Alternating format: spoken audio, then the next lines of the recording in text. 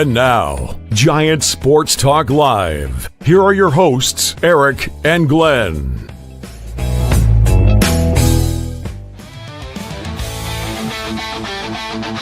We're talking Giants every day.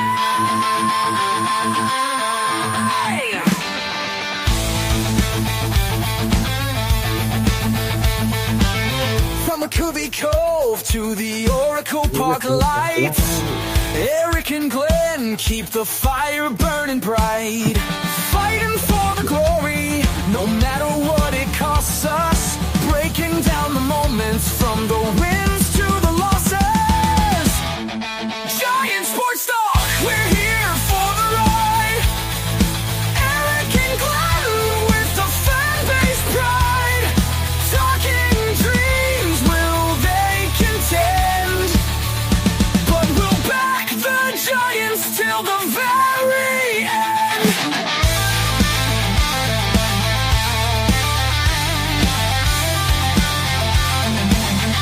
Let's go Giants! Yes! Yes! Yes!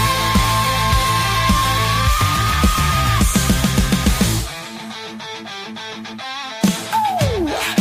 Eric and Glenn breaking it down, all Giants all the time.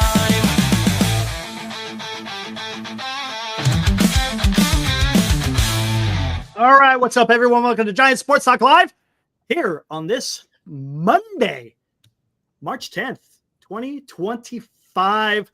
Hopefully, everyone having a great night tonight. Yeah, you know, it's the beginning of the week, right? Beautiful day in the Central Valley here in California, man. Busy out there taking care. And sorry for being late, guys. Taking care of business around the house. You know, that's how it goes. A little bit of pre-spring train or spring cleaning work going on around here. So Well, you want to get it done before the start of the season. You don't want to miss any baseball. yeah, ain't that the truth? Yeah, how about that? Have some more baseball today.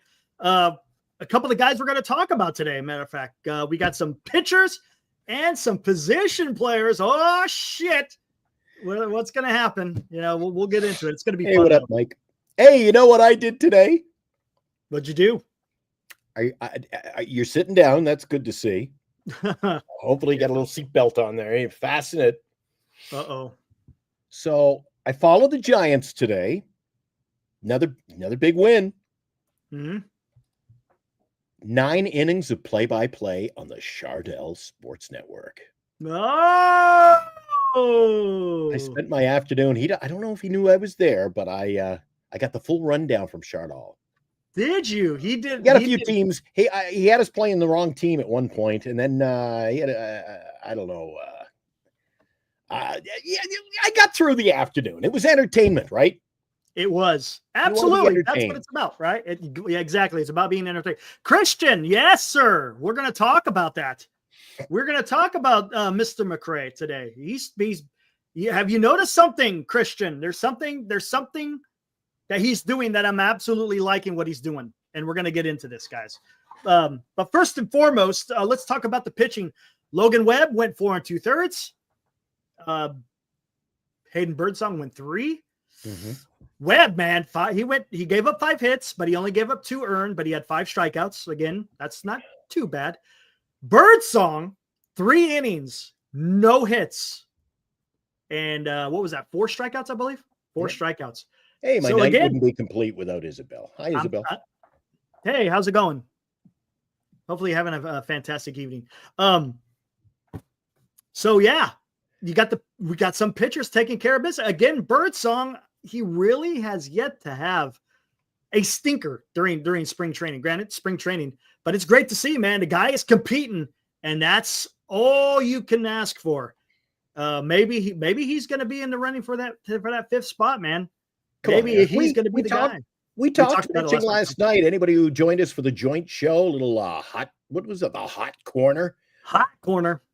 You and I are over at first base. I mean, everybody's over at first base with the Giants, and Dan and Lou were over at third. We had the corners covered, and we were talking about that 5th starting pitching position. I said Harrison, Birdsong. Yeah. Should be Those are the no-brainer. guys, I think. It seems like those are going to be the guys. It was Even interesting. Even the fact that we spent an off season hearing from Buster Posey that I love the young pitching. I love the youth. Mhm. They seem to be on the sidelines, Eric, trying to fight scratch for a starting job. I think we're better off going with the young pitching myself. But we'll Yeah, see I what like it. happens. No, They're I looking like it. good. Looking I good. like it. Malik, what's up, Malik? Birdsong brings the heat. Maybe it'll be a topic of conversation later on in the week, guys. But I just said to Eric off air before we went live, I said, were we wrong? Could be. We may be. I'll tell you what, though. I don't want to be prickly about this, but I've been coming in hot. Mm-hmm. Oh, absolutely. You exactly haven't been planning the parade either. No. They're looking good. Again, it's preseason, but maybe Eric, are we going to see 2021 again? You never know. I mean, because you're right. 2021 is a magical year. A lot of things are just happen to go right. Again, we're not going to know until the season begins, right? Once it begins and everything starts unfolding, then you could go, there's a little bit of something here. Christian also brings up a great point. Schmidt, even though his box score didn't look fantastic, I think he had one hit, but he made some loud outs. He made contact like at 111 miles an hour off the bat. I think he had another one to deep center field, if I'm not mistaken. So the kid is showing something. That's another guy that I'm keeping an eye on. Is he going to crack the 26-man, as far as a bench guy? But I'm going to tell you something. And what you're talking about, what you were alluding to prior, as far as were we wrong? Somebody is changing his approach, and it's for the better. I talked about it on here. Grant McCray is doing something that I was hoping that he would do, and he's actually doing it. And I like spraying the ball a little bit, spraying it.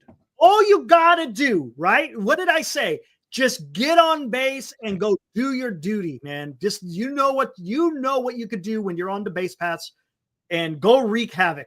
Just you got to get on base. Stop swinging for the fences. Take a little bit of swing out. Let the ball find some grass. Get on base and go do something. So yes, and I'm gonna tell you something. And I'm not being hyperbolic because Grant McCray has been doing this for about a week now, where he's not striking out every time he's coming up to bat. He's actually making contact. And that's all you can ask for a young kid who has such dynamism, right, with his speed. It's going to be something. Look, I still think he probably starts off in AAA, which is fine. That's okay, right? It's okay to start out in AAA for McCray. I love DL coming in. He has to start with, I'm no Robert Rothberg, but I have a gut feeling the Giants team's going to be much, much better. I like that. but here's the thing. Would I say McCray over Matos? No, I don't think quite yet. Matos is actually doing fairly good too. He's not exactly stinking it up. He's been playing just as good. I mean, there's a lot of young guys who are playing, and that's all we can ask for is this. Let them show us something so we could, maybe have some future laid out for us. You just took the words out of my mouth. If he continues to show it, right? Here's the interesting thing: if he keeps doing what he's doing, Eric, and he's doing it on a routine basis, he's been having a great week. Well, a week is not a career. No, but it's see what happens. But maybe he puts a little pressure on the Giants. You know what I like about that's McCray? fair. He could throw a wrench, a spanner into the works here, Eric. He could.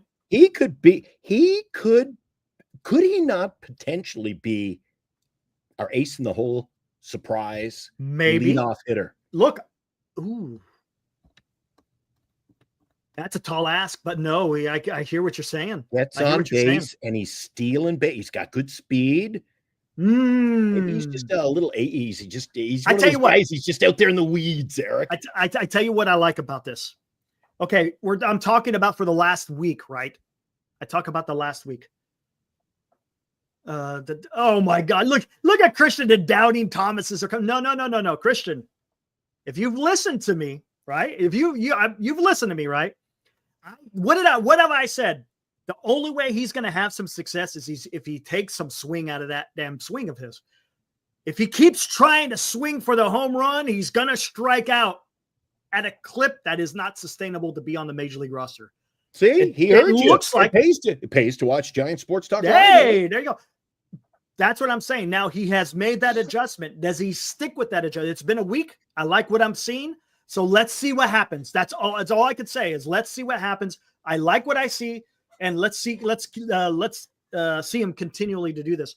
I still think he starts in Sacramento, but that's a good thing. He has options, right? It's okay if he starts off in AAA because maybe he just needs to work on a few more things. That's you never a problem know. too. That's Right. a problem, Eric. We're talking about guys who, they could surprise, maybe they earn us. There's guys here that have used up. Well, not they have. Farhan used up their options, Eric. Yeah, and see, that's the good thing about McCray. He's still got plenty of options. Mhm. Plenty of options. So let's see what he does. Look, If they've he kind of now- backed themselves into a corner now with guys. And that's fine. That's a good problem to have. Maybe. Do you think there'll be a trade before the start? That's where I was going. That's exactly where I was going. Maybe a trade gets. Maybe they have to. Maybe. Maybe they have to. I don't know. That's quite the possibility. I wouldn't be opposed to it. I've been saying all along, man, you should be doing a trade. Now, what's it going to be a trade for? I don't know. If they do, if they were to make a trade, we all pretty much know who would be on the table, right? Matos, possibly Harrison, maybe. We've been talking about it. You never know. I don't think they can mess around with the pitching too much, but maybe a Luciano. But what do they get in return? What do they go out? What do they to make the trade? You got to get what you want back. What are they looking for? What do they need? That's a quite great question, Glenn. What do they need? I think the starting pitching. I think I was talking to Marty about this on Dan's show yesterday. Looks like maybe a bullpen arm, maybe a bullpen, another lefty. Maybe a lefty. Got to get another lefty. You have to get another lefty because you just can't go rolling in there with just with Eric Miller, right? So, no, but the problem too is the problem we're facing right now, and correct. There's Farrell. some teams that are in a real hole, like the Yankees. There are a lot of teams out there, Eric, right now that I believe before opening day are going to be looking for pitching help.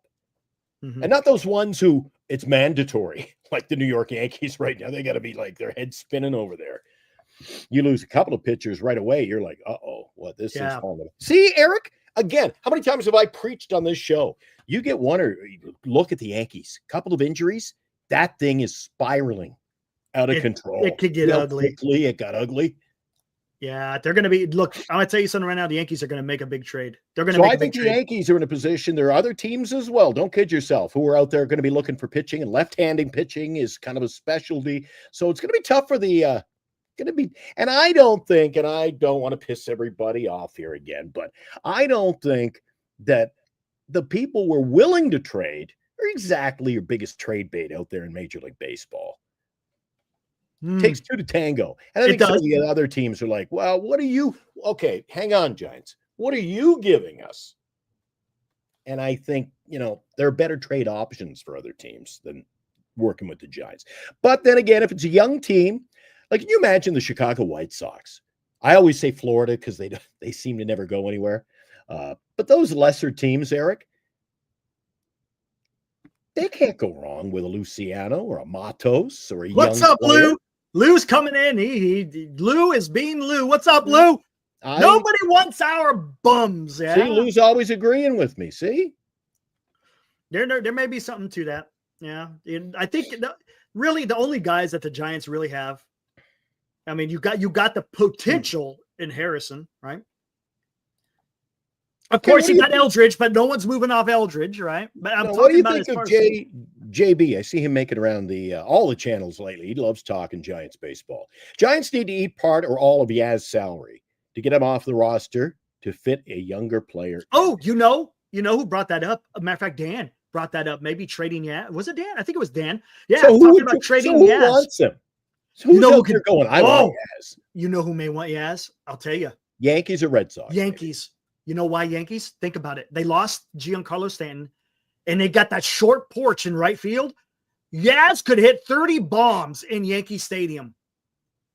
Yaz could hit probably 30 bombs in Yankee Stadium with that short porch, right? Am I wrong?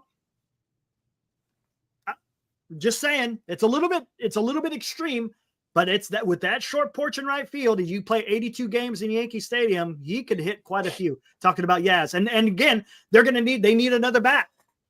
And he could be one of those guys maybe that the Yankees may want. But boy, here's the problem. I don't know, man. Is his family going to disown him? Remember, his family, Boston Red Sox. And he goes and plays for the Yankees. I mean, it's stupid, but Eric, I'm going to stick with story. you. I'm going to stick with you, and I'm going to stick with probably 80% of our like-minded baseball fans out there. And I'm going to disagree, as always, with Val and say, what beats pitching? Hitting. No, what beats hitting? Pitching. What wins you ball games? What wins you playoff baseball? We're talking about getting to the playoff. Yeah, what is the little saying? Good pitching always beats pitching and defense good will hitting. win you. Yeah. The Giants did not have electric hitting any of their 3 World Series years. Not electric, not out of this world. It was They the just timely had a hitting. nice team that they had. Yeah, timely hitting, decent player, decent. But I was looking at them about 2 weeks ago, the rosters. I was looking through my old media. I was sorting out my media guides by year, and happened to glance through at some of the rosters that they put up 10, 12, 14. Those weren't all-star teams, Eric. They got solid pitching. They had that's what carried them, right? Was the pitching and the timely hitting. All right, Eric. Maybe there were big. Here's a topic of conversation. Maybe you want to go down this road with me because we got time to fill before the start of the season. I was thinking the other day, why don't we take a look some night? Yes, if you want, at some of our memorable moments. I was thinking of doing that tomorrow. Oh, were you know? Let's do a memorable moments of San Francisco Giants. Because look at that big. I can think of, and I mean, I don't go way back, but throughout my lifetime, some of the more monumental plays have been in the last 10, 12 years, Eric. The Posey Cincinnati home run when we were down and out 2 games. Well, we're down. No, down. I think it was 3. Did we win 4 in a row to win 5? Or they won 3 in a row. Nothing. 3 in a row. Yeah. Yep. So, and I've said it, and people come in hot at me, but when you think about it, Eric, you're pretty damn lucky to win 3 World Series with some of the situations we were in, man. Absolutely. I mean, that's kind of part of baseball anyways. You take advantage of situations. Sometimes there's luck involved, right? This is baseball, man. There's a lot of luck in baseball. And if you don't think there isn't, well, then I don't know. You ain't watching a game because there is some luck that is involved. Remember when Hunter Pence hit the ball and it hit the bat 3 times? Remember, it broke his bat and the ball literally knuckled. And was that the game that started raining and then we ended up winning? I think it was. I think that was the one. Yeah. That's the one. And then somebody in the chat just said the Travis Ishikawa home run. But I'll give you one better. People will always go with the game winner. Oh, Ishikawa. I think and I'm giving it away now in case we'll talk more about it this week, but very good, Malik. I think it was Michael Morse's home run. Michael Morse's was awesome. Memorable, great call. He comes out, he's all fired up. Dude, that home run down into that, I call it the ambulance well down there in left field. Oh, God. And I can remember sitting down it was a hot night for whatever reason in the fall. And I sit down to watch the 1-game playoff against Pittsburgh, and the rally towels, and that place was ready to explode. No. And then it almost imploded. It got quiet when Crawford hit the slam. Oh, once he hit the slam, and then Mad Bum was doing Mad Bum does. Yeah, forget about it. It was a done deal. So anyway, those are some of the good ones. But we won it with pitching and defense. So I don't agree with Val. I got to go with good pitching. Beats big good hitting. Good hitting. It will. Real quick, just to talk about, man, we're kind of getting ahead of ourselves. We'll talk about it more tomorrow. But you know what's a great base? How about this base hit by Marco Scudero in Game 4 of the 2012? No, not that one. It was Ryan Terrio. I think was on second base, and Scudero hit a little freaking looper in the right field. Was able to get down, and Terrio came across the plate, and as he's sliding across home plate, he's just going, yeah. I mean, because that was it. I think the Giants went up 3-2 or something, and then that's when Sergio Romo came in at the bottom of the 9th and froze up Miguel Cabrera to win that second World Series, man. It was absolutely fantastic. Gosh dang, man. Well, we're talking a Good little stuff. pitching today, Eric. So Eric and Glenn, is there a starting pitcher you think the Giants could or should realistically trade for? No. Well, I think they're set with their starting rotation. That's what I think. I think there's too much of a they got a problem right now. They're trying to fit too many in.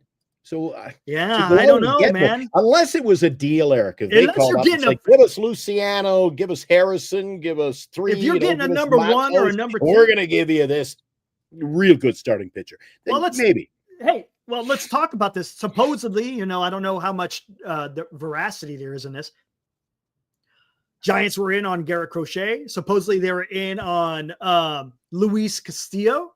So, I mean, they're Let me stop you right there. We can be in on these players, but realistically, we've already heard from yesterday. We haven't talked about it yet. We will in a minute.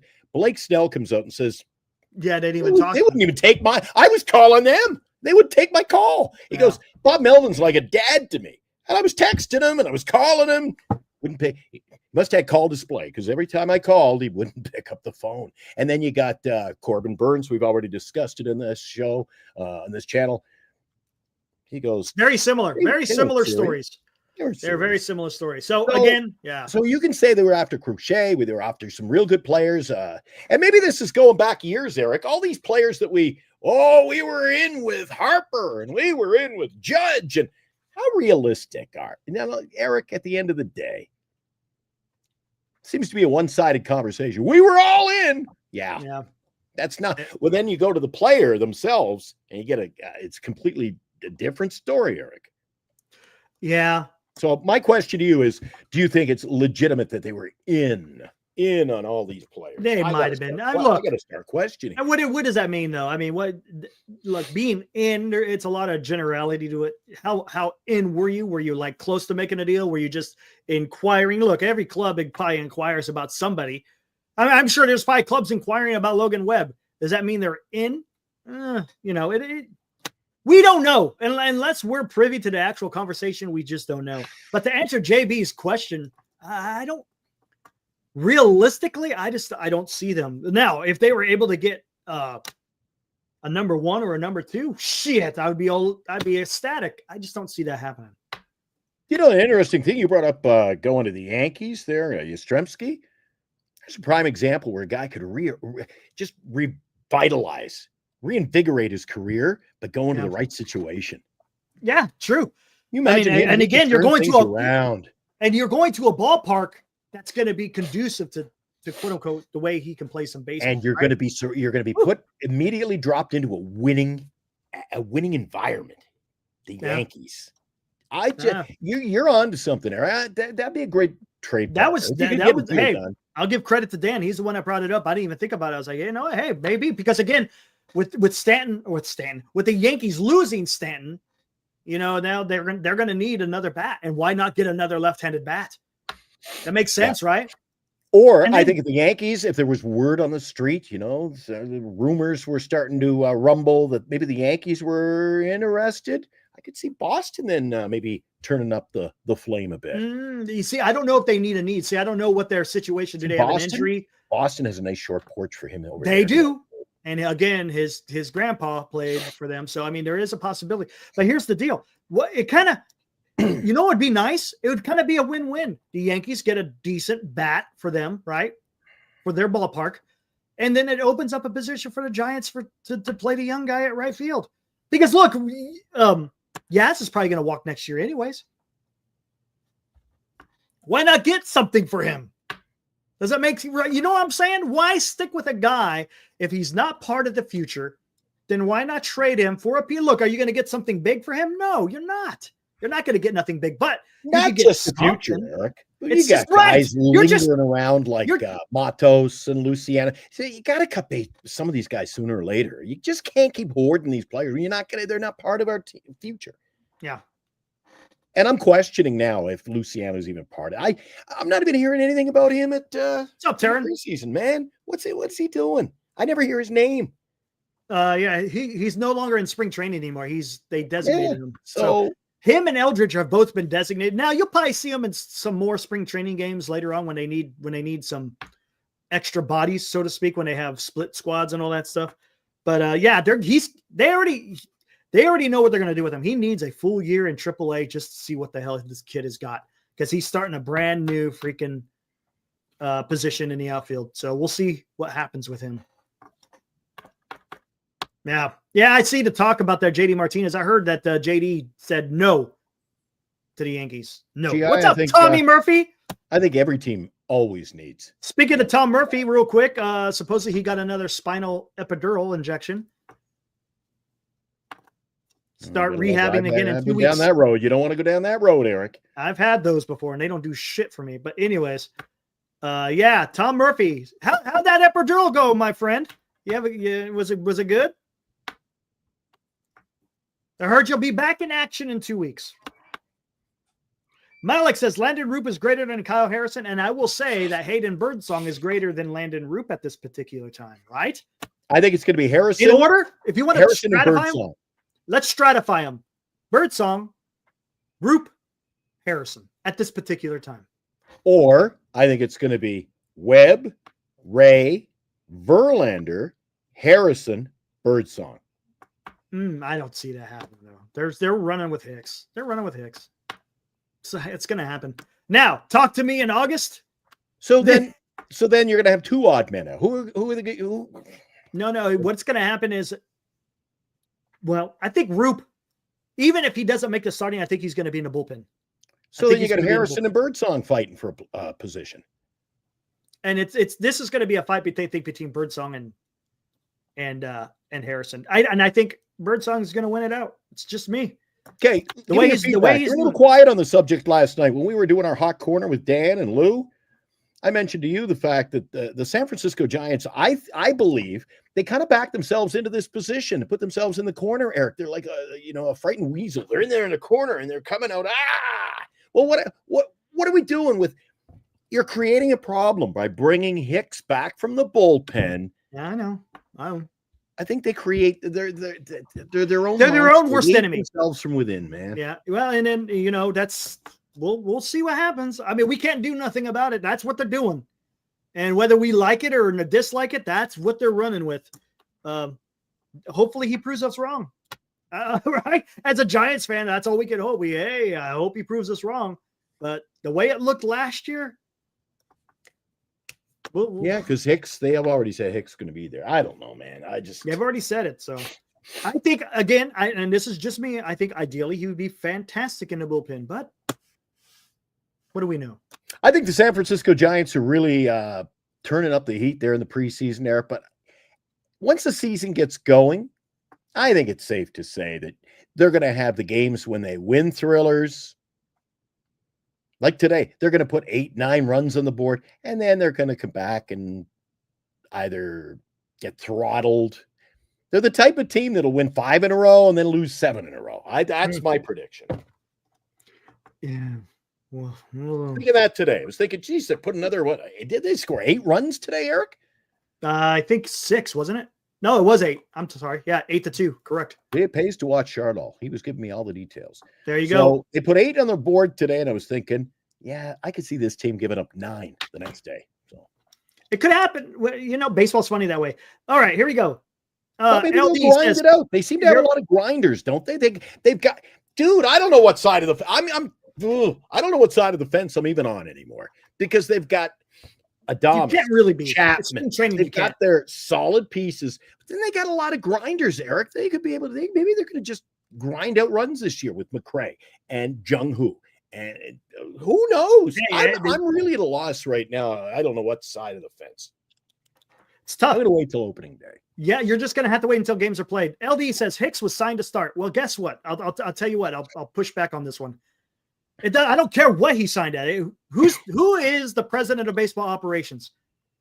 This is not the decision of the player. I don't give a shit if the player says, hey, this is what I was signed to do. Well, guess what? If the president of baseball operations and the manager thinks that, hey, you need to play a different position, well, guess what? Shut up and color. You shut up and color.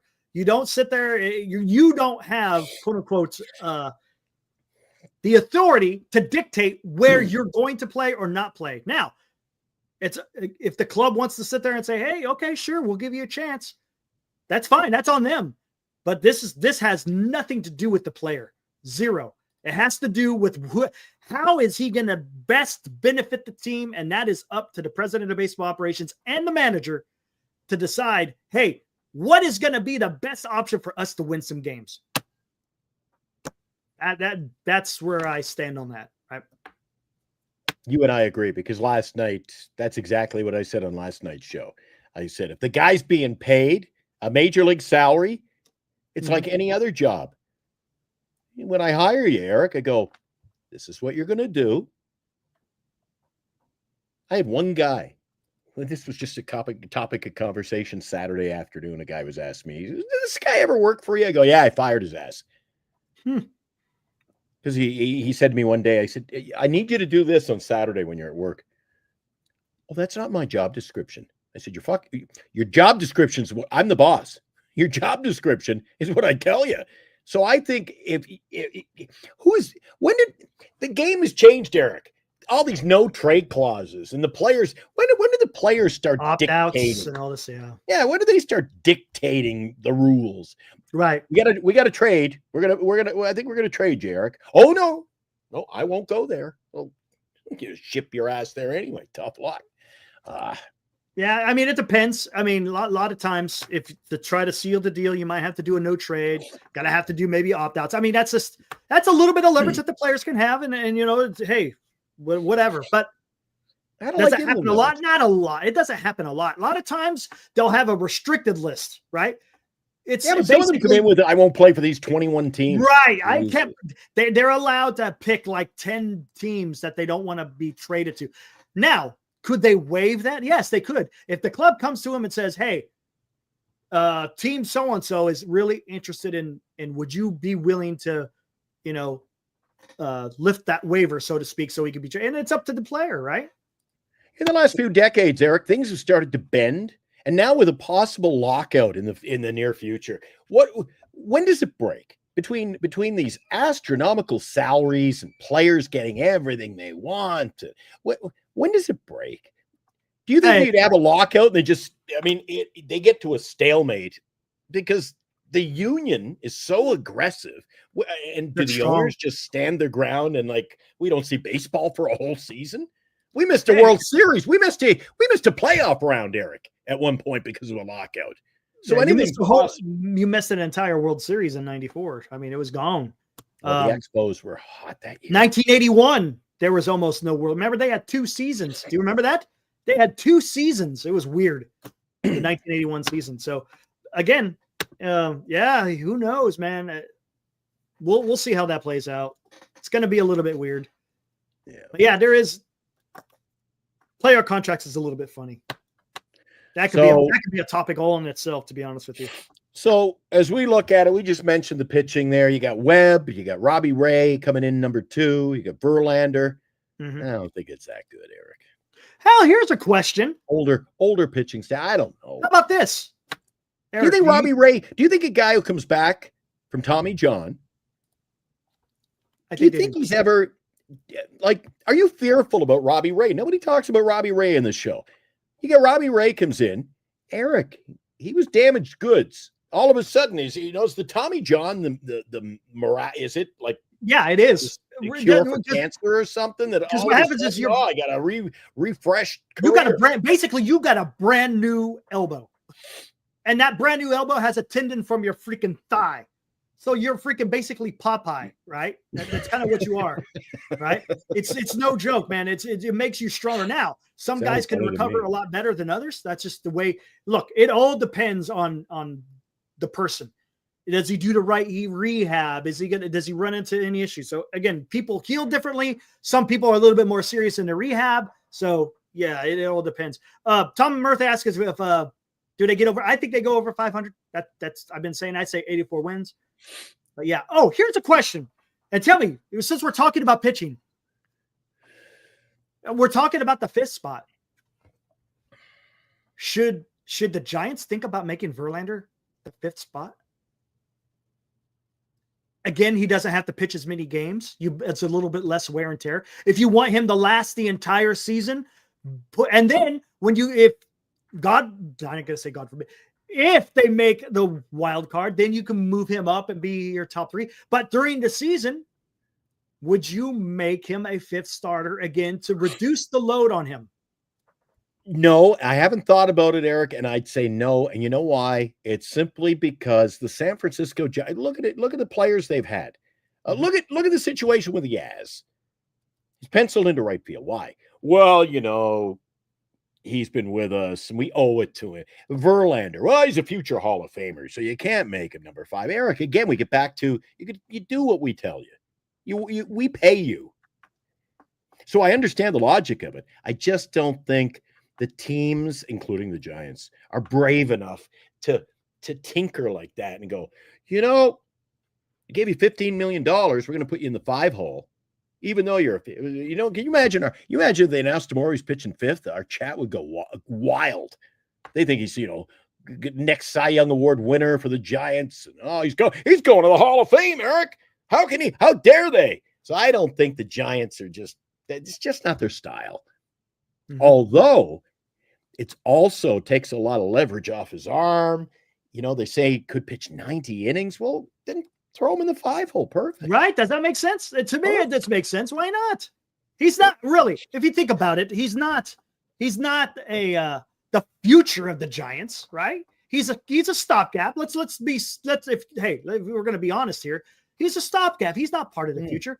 Hold on real quick. Before I get back to the 5th, Robert, you got to be careful when you say this kind of stuff. Verlander discovered the fountain of youth. When you say those words, comment come from? What do you mean? I haven't seen it. That's just a throwing it out the wind. Usually that's code word for you're doing. That's the new Giant Sports Talk Live code word for we hope. No. Do you know what the fountain of youth is, right?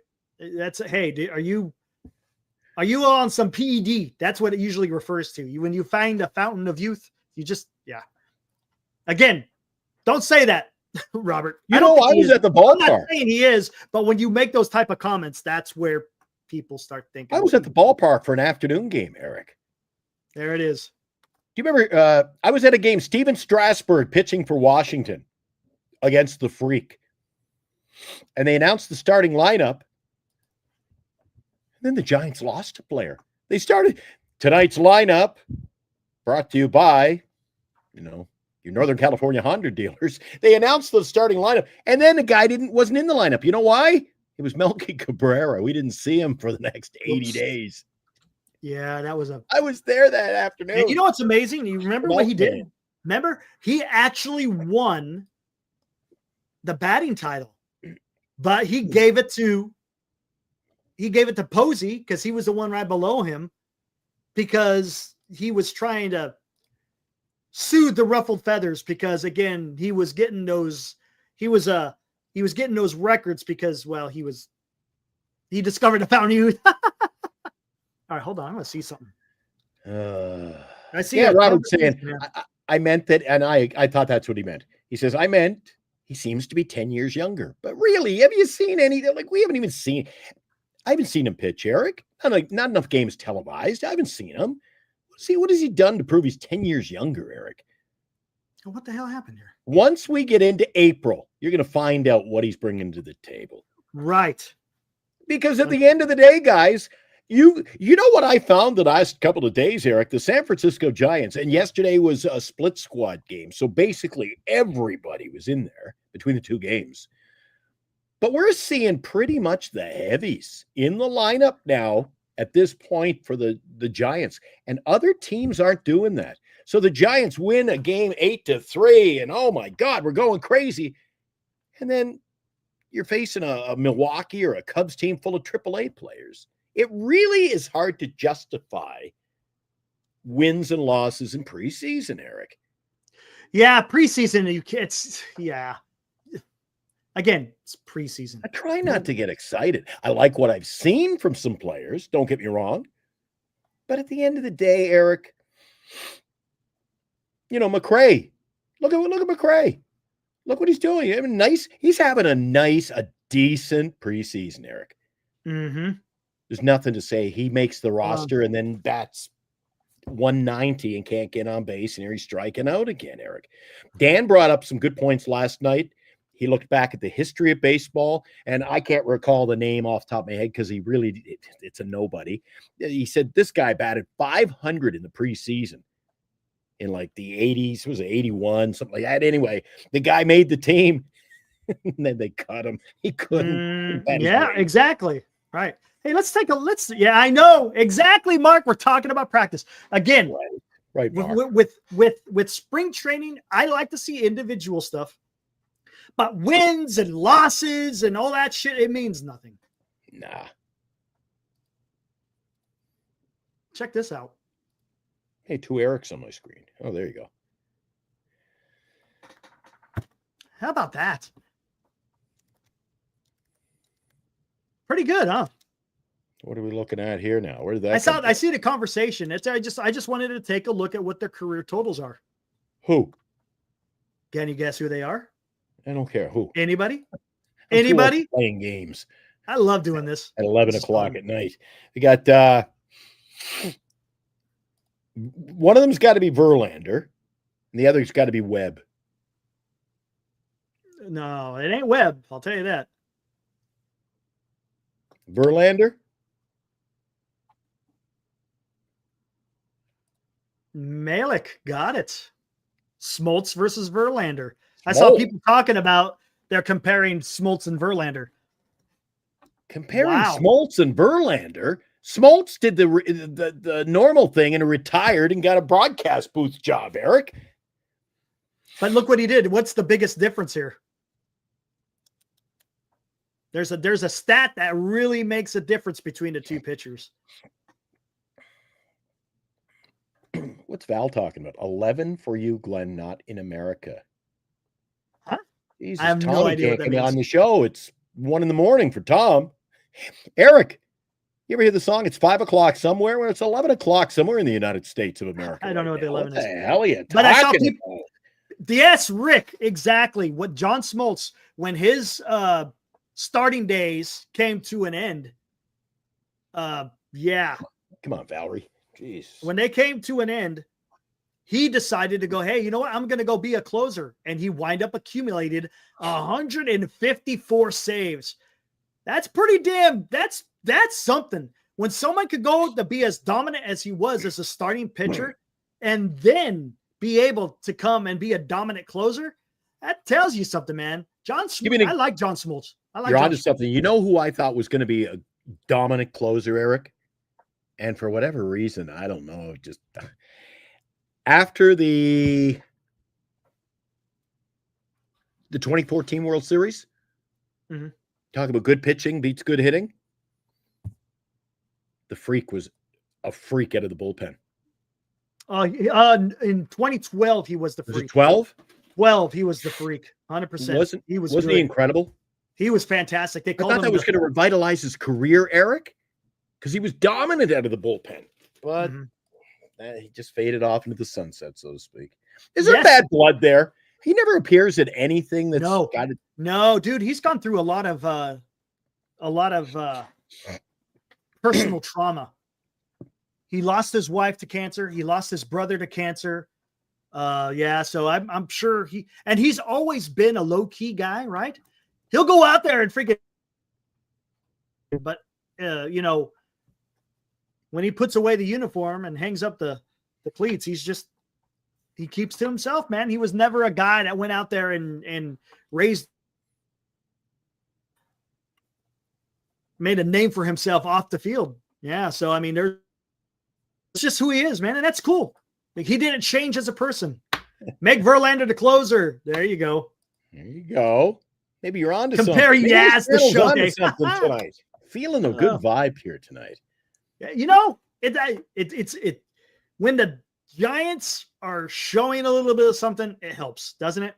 It helps.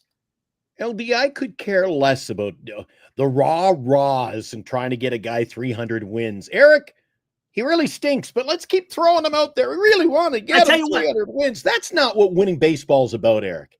Yeah, I get what you're saying. Look, would it be awesome if he gets 300 wins? Absolutely. It's a huge accomplishment for him. That's fine. But me as a Giants fan, I just want him to go out there, Giants, and do whatever he can to help that.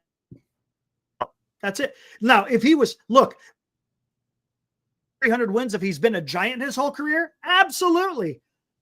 Absolutely. I mean, if staying with the Giants for freaking 20 years and he wins 300, dude, I'd be over the moon, right? Yeah. It's just the statistical stuff. Oh yeah, that's cool. He gets 300 wins. Way to go. That's awesome. I got no, but do I care about it as a Giants fan? Not so much.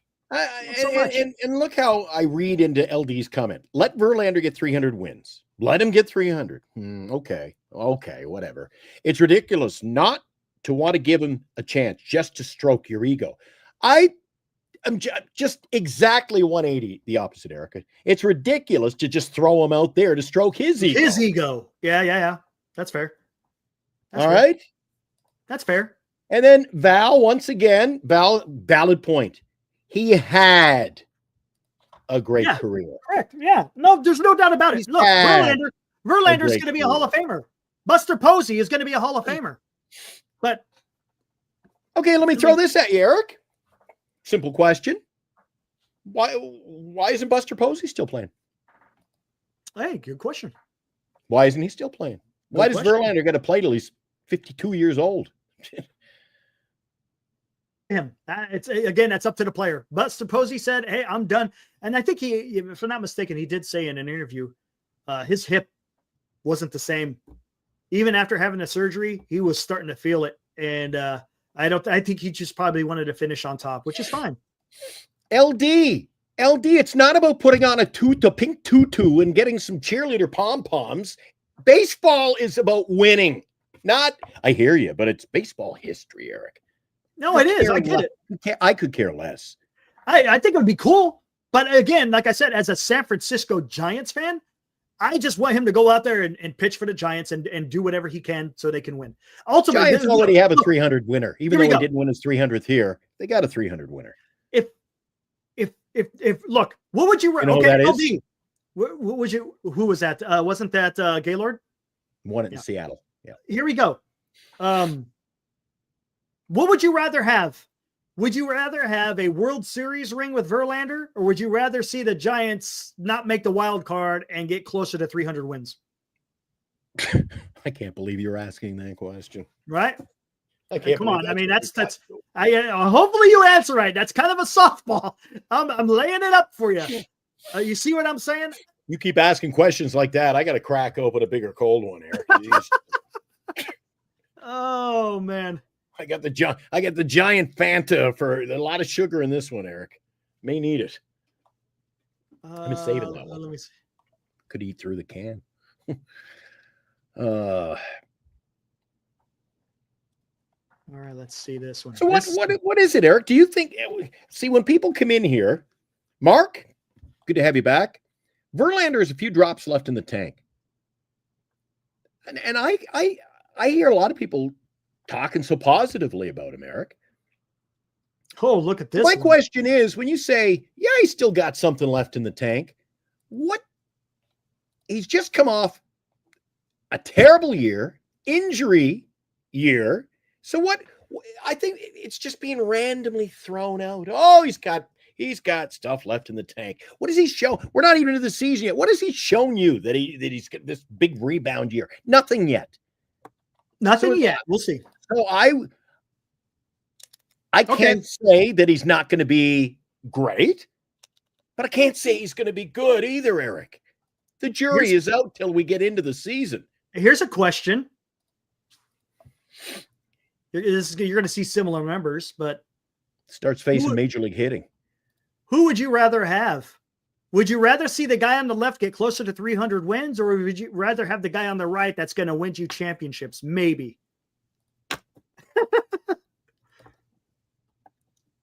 Very similar, right?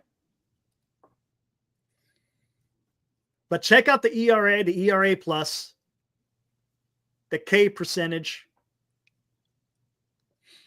So Verlander's got to be on the right. Who would you rather have?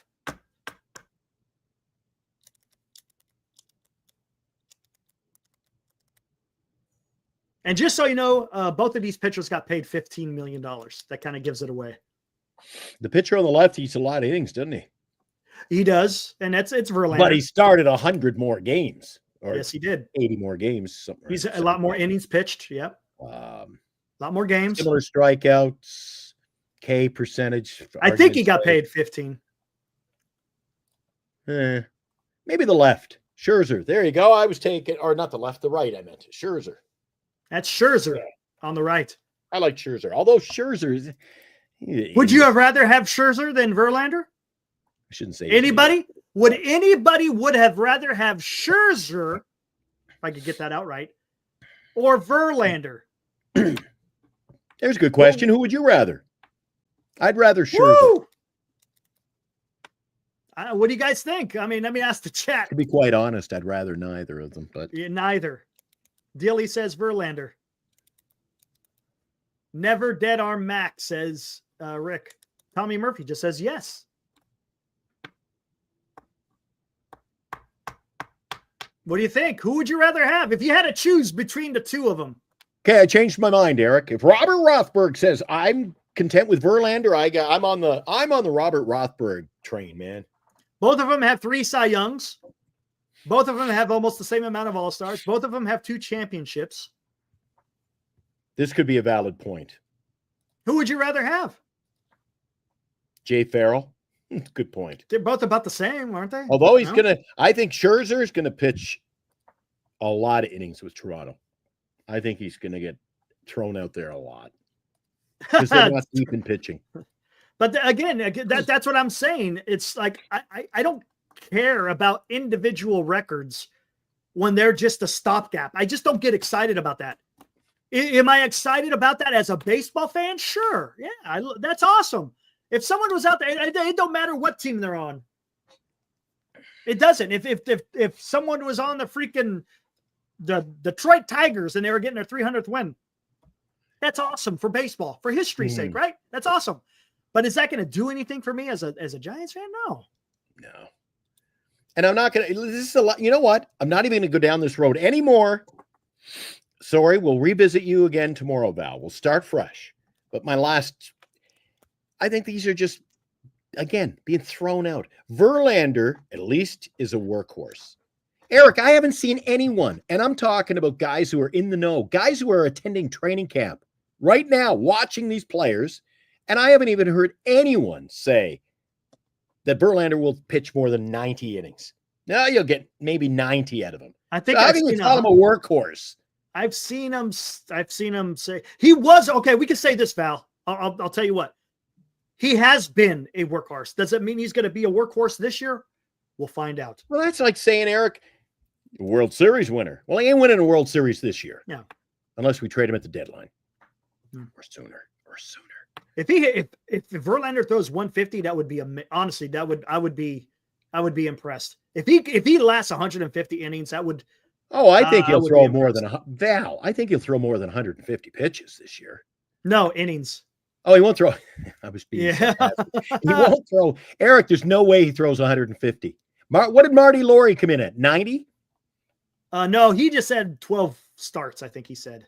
Okay, 12 starts, but everything I've read is between 90 and 100 innings. That's all. That's what I've seen. I've seen 90 to 100. That's all I've seen. Now, again, Valerie, you got him coming in at 150 innings when the majority of hosts, people in the know, people get paid for their opinion, unlike us, they're coming in with 90.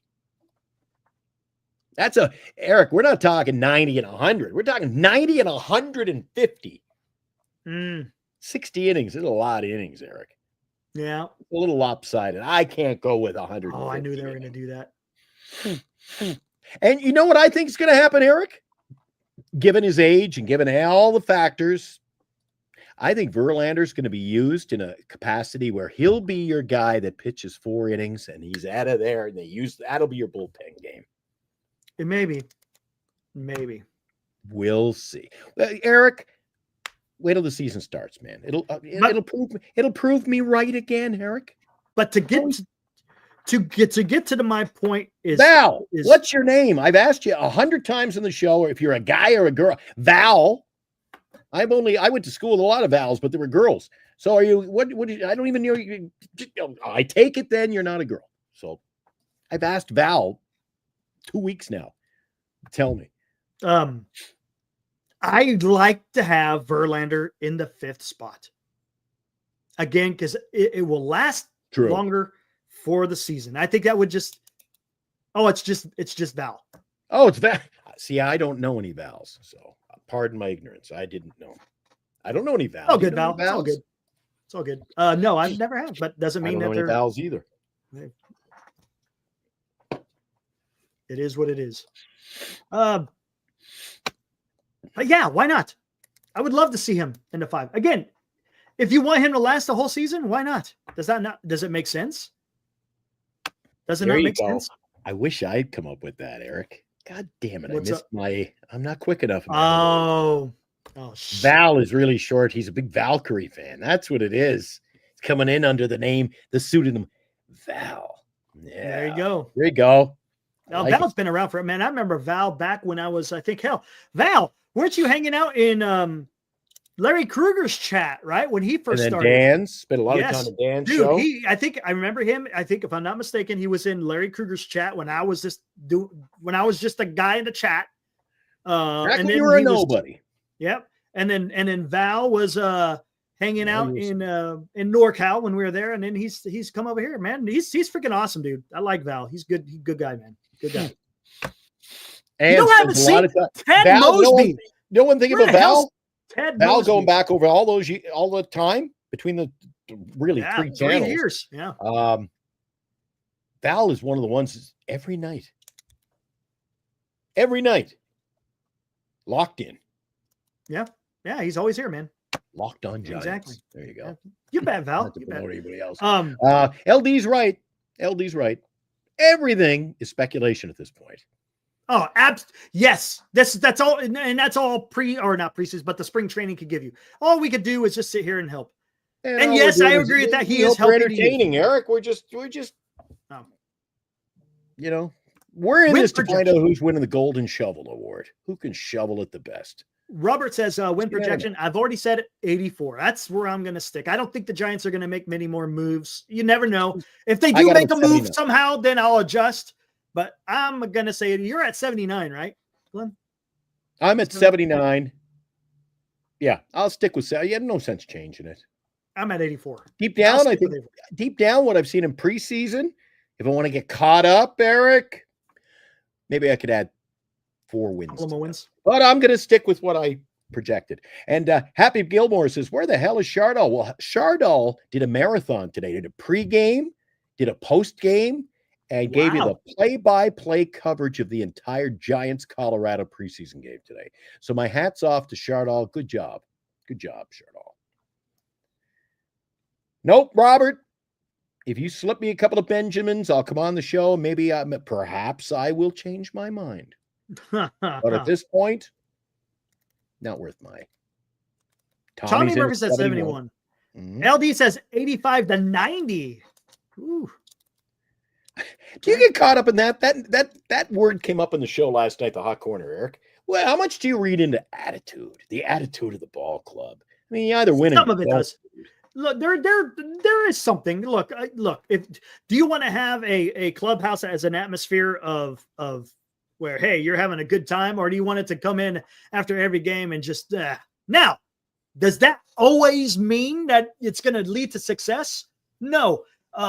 You go back in baseball history. There's some of the teams that were so toxic, and yet they went out there and won the World Series. I mean, it's just the way it was. Who was it? They said there was like fights every damn. I shouldn't say after every game, but there was fights all the time in the clubhouse. But yet they still went out there and they won. It's because look, ultimately, yes, attitude is a little bit apart. What makes people win, or what makes teams win, is good ball players. is talent. It's talent. If you Exactly. don't have the talent, you're not gonna win. Look, luck can only get you so far, right? It only can get you, and then you're gonna be exposed if you're just using a lot of luck. You gotta have the talent. What are you talking about, Tommy? Get out of here. I'm being realistic, dude. Yeah. Come on, Tommy. Killing me, man. Wait. Who is this? Oh, Bill Walsh. Okay. You can't go wrong there. No, you can't. But yeah. And again, am I saying that attitude doesn't mean anything? No, there is something. But again, look at the Cubs, man. You want to go to the Tinker to Evers to Chance? Those guys hated each other. Well, not all of them hated. Everyone hated Evers. But dude, I think if I'm not mistaken, Tinker and Evers, they didn't talk for 2 years. 2 years, man, and they still were turning the double. Tinker's Evers the Chance. So I mean, it's take it for what you would. I mean, you still gotta have the talent. You still gotta go out there and do what you got to do to help your team win, right? Oh my. There you go. Here we go. This is what it matters. This is where it matters. It's not necessarily attitude as much as it is philosophy. Thank you, Dallas. Perfect, Dallas. Yes, sir. The big change is valuing a 2-strike approach. Farhan wants you swinging for the fence with 2 strikes. Posey says to put the ball in play. I think option 2 suits the team in the ballpark better. There you go. That's what I've been trying to say for the longest time. There are other ways to win games than just trying to kill the ball. We're seeing it with McCray, right? Yes. But I will say, what did I say on the show last night, Eric? Look at the box scores. And I know it's a different, I even said in my own defense, I said, I'm not getting caught up because you're playing in small ballpark. But you basically minor league ballparks in spring training, right, Eric? But the Giants are relying on the long ball a lot, getting a lot of home runs from a lot of players. In 2021, their magic season, I think they led the league, right, in home runs, if I'm not mistaken, in 2021. But like I brought up in the show last night, some people were talking about it. Once you get back to Eric, Oracle Park hasn't changed. You're not gonna lead the preseason, the Cactus lead in home runs, and then go back to Oracle Park and be knocking them out like crazy. It's not conducive to that kind of baseball. Correct. And that's why I think the short game is better for the Giants. And they just don't want to change. Maybe we'll see that light where they start knocking in some runs by God, if we could only steal bases, Eric, play a little small ball. I'd be more excited to see that and hit no home runs. Right. That's better. Isn't that a more enjoyable brand of baseball? Brand of baseball. Here we go. LD says Buster knows what it takes to win an Oracle. Farhan knows numbers, but no soul. Agreed. Yes, sir. What's up, PK? And here's the thing. And you play like that, right? You play with those approaches that Dallas talks about. And hey, Tommy Murphy, to your point, yeah, we don't know. Look, we're just throwing shit against the wall, right? We really don't know. We're just seeing what is being done with our eye, right? And it looked like the Giants didn't do shit with runners in scoring position.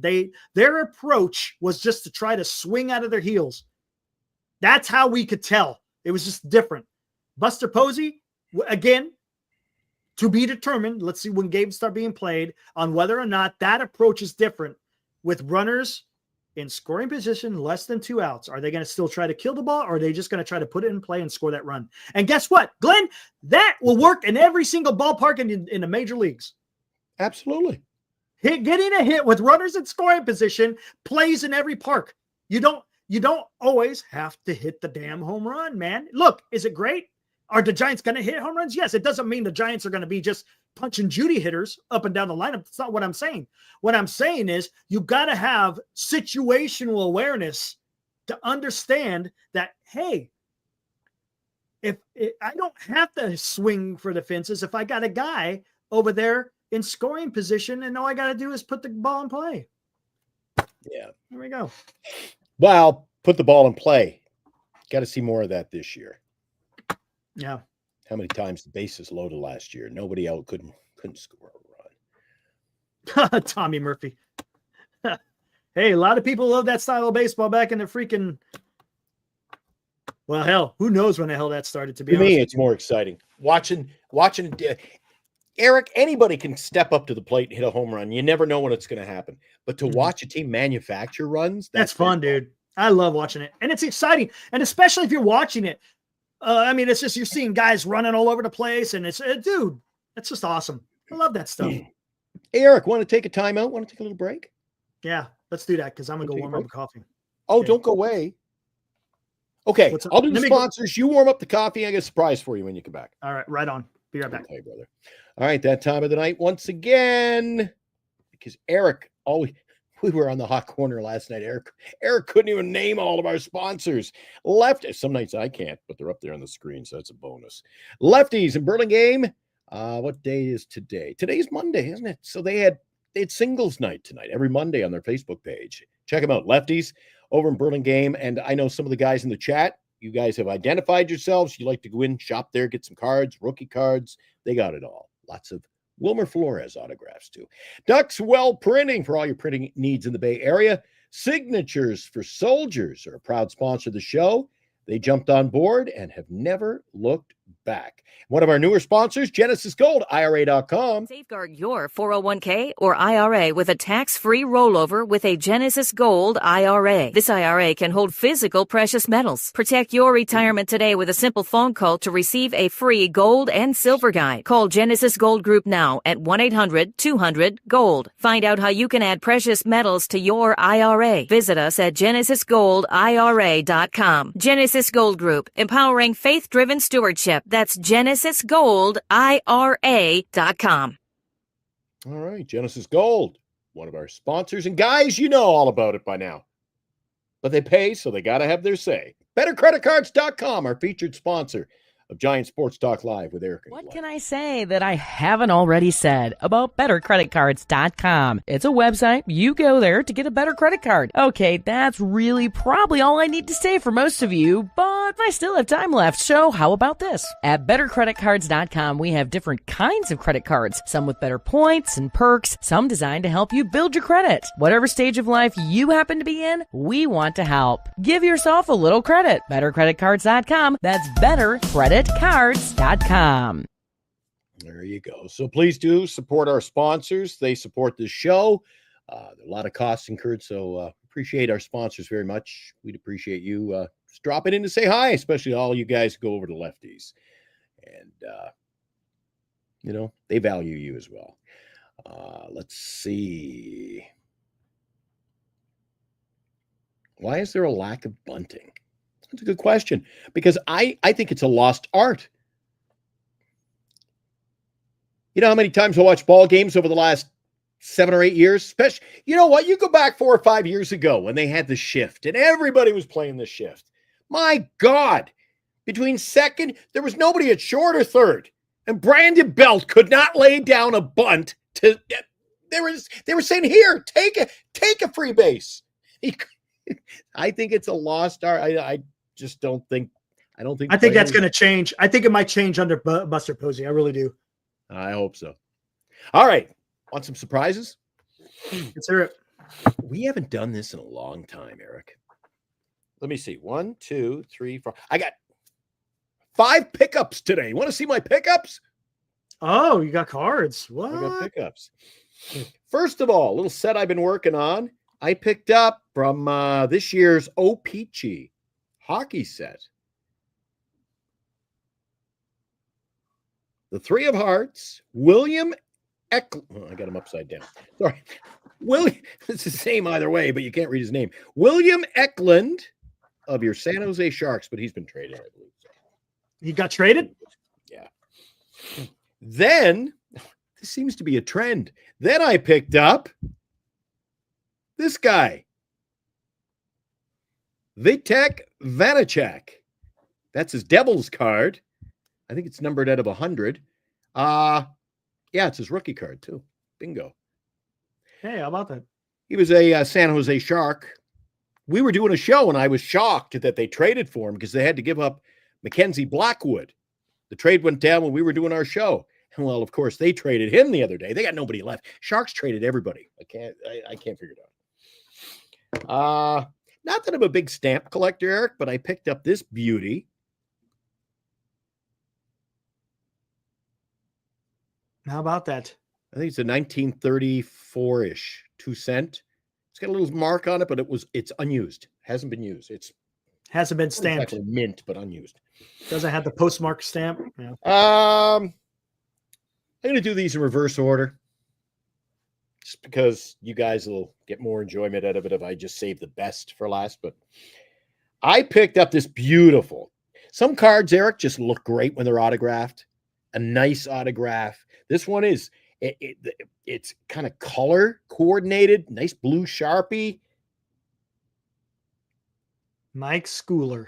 My favorite player of all freaking time. Mike Schooler, closer for the Seattle Mariners. And he signed that card. Beautiful signature. And then my final pickup today. This one came in, Eric. You ready for this? This is a beauty. The condition sensitive. This is beautiful. I picked up this 1978 Topps card. It's got a little fleck, a little softness in the corner, but I'm tickled pink with the condition. Thurman Munson. That's not bad shape, eh? Good condition. That's a good photo, man. I like that. Look above the C. Yeah. See, it's a little flick. You get to be otherwise. Look at that. That's in great condition. I'm happy. Great You can picture. get it graded? No, I'll just leave it in nice. Look how thick the card. Yeah, that's pretty damn thick. It's the good cards that I look after. Look how thick that. Yeah, that thing is like bulletproof, man. That's you've got to protect Mike. Yeah. That's freaking awesome. I like that Thurman Munson, man. That's beautiful. Nice, that's a nice one. I like It's just a great baseball picture. And look back in the day. Look at the old hockey pads, man. And look at that. Kids out there, look what they used to wear. A mask. You know what doesn't make sense though? That he's the Yankees, and why is he wearing orange freaking chest protector? That's weird, isn't it? A little weird. But hey, yeah, you glance quickly, he could pass for a Baltimore Oriole catcher, right? A little Rick Dempsey card there. No, Thurman. Yeah. Anyway, those are some of my pickups today. I thought I haven't shared any pickups with you for a while. So there you go. Been a while. Some of the guys in the chat have been sending us. You can always do that, guys. Some guys in our chat on a regular basis send us photos of what they've been picking up. Yeah, why not? eBay or over at Dilly. He's been emailing us. Lefties, right? Hey, look at this. Israel Garcia mindset reset. What is up, Israel? Here at Sloan Park. Fun. Good for you, man.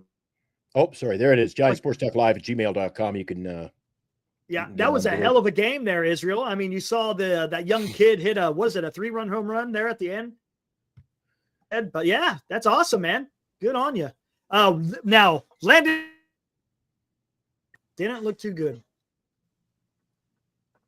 Not too good. But hey, you're having fun. Spring training. You're watching some baseball. I'm ready for the real damn thing, man. Ready for the real thing. Yeah. Well, it's almost here, Eric. Hey, you know what's coming up even quicker? Let the draft begin. Yeah, baby. Yeah, I knew you were going with that one. Dude, 5 more days. No, wow, 4 days now. I'm waiting. Look, we're still, dude, it's going to be fun. Guys, Friday night. Freaking Christmas, Eric. 4 more. I'm counting down the sleeps. 4 more sleeps.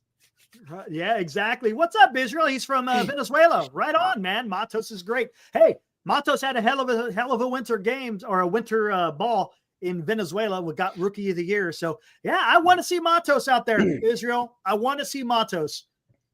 He's the guy that needs to be out there in right field. And there aren't a lot of promises in life, Eric, but I can promise you one thing. I'm picking 7th in the draft. Yeah, I'm sick. You're 6th. There's not a lot of. I tweaked a little bit yesterday. Did you see that? I don't even read them anymore. There's some things you just, you can't promise. There's one promise. Friday night. I ain't drafting Shohei Ohtani. That is a fact. There's only one person drafting Shohei Ohtani. and that is our good friend Ibrahim Khan. That's a given. He's already gone out. He's already gone out for a smoke, man. He's already made his pick. He's like, I'm mailing it in now. I'll join you later on. The second pick is Mike O, and it's a guarantee he will be picking Bobby Witt Jr. That's a guarantee. No, that's a guarantee. He's picking Willie Adames. Yeah. Ain't happening. If I had the number 2 pick, I would not be picking Bobby Witt. Would you? I might even pick him for freaking 1, to be honest with you. Come on now. Bobby Witt's going to be freaking good, man. Oh, wink, wink. Are you trying to talk? I see what you're doing here. See, Dilly, listen to Eric. Show he's not a sure thing. No, it's Ibrahim that's picking number 1. I mean, Ibrahim. I'm telling you. Shh. No trade secrets, man. No trade secrets. Yeah, and then after that, then I'm not gonna. But the first 2 are pretty much a guarantee. First 2 guaranteed. After that, then it could kind of go anywhere. But those are the two best. Yeah. Dilly.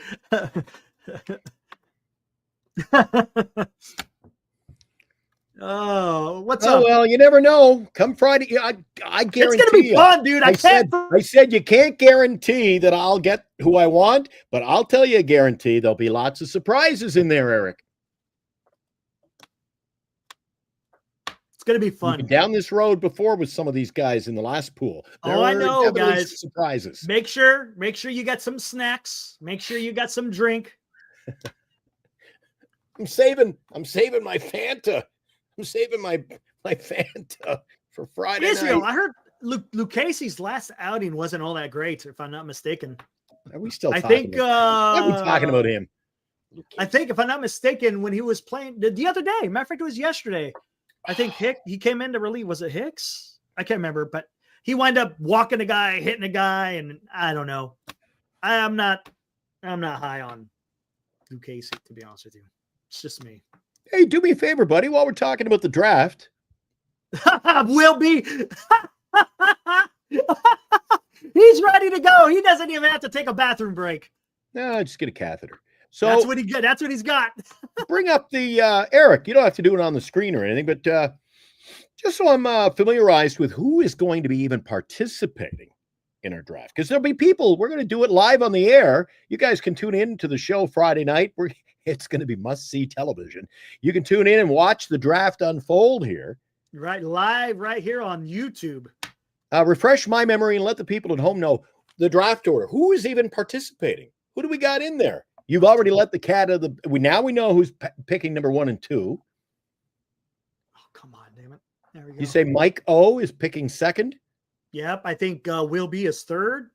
Mike, who are you picking 2nd? Who? Okay. I mean, if you're the second one, it really doesn't matter, to be honest with you. So Mike, all right, here we go. Williams 3rd. Okay. First, we got 12 guys, right? 12 guys in this. Here we go. Yes, I saw those uniforms. They look atrocious. Did you see those Oriole uniforms? The orange? Oh my God. They're just revitalized. They just brought them back. Those look bad. They were good in there. Ibrahim Khan will be picking number 1. Mike O will be picking number 2. Will be live from the hospital. Will be picking number 3. Dan will be picking 4. Marcus will be picking 5th. I will be picking 6th. Glenn will be picking 7th. Senior number 8. Dilly number 9. Droopy number 10. I think number 11, if I'm not mistaken, is Cliff Martinez, and number 12, Robbie Dizzle is going to be picking number 12. Yeah. Robbie Dizzle picks 12 and 13. Yes, he does. He'll got to hold out, but then he goes back to back, couple of bombs. Right. And then Ibrahim in the next turn will be picking. Poor Ibrahim, yeah. Ibrahim picks 1st, and then he doesn't pick till like 21st or 25th. Yeah, Something man, like he's that. gonna- Isn't that crazy? Yeah, it's nuts. That's why I like where I'm at. I'm okay. Senior wants to know, Glenn, who are you taking at number 7?